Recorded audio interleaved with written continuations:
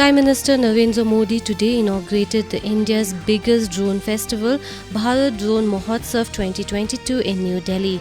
Modi said India has the potential of becoming a global drone hub, and this technology will play a crucial role in several sectors ranging from agriculture, defense, disaster management, health and land mapping in the future.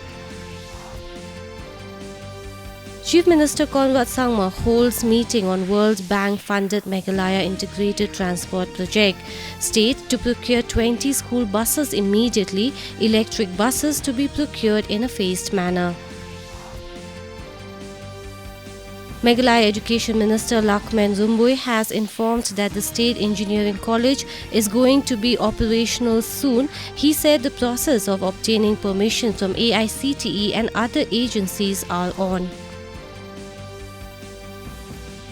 Government has decided to call off the present expression of interest process for strategic disinvestment of Bharat Petroleum Corporation Limited on account of the prevailing global situation.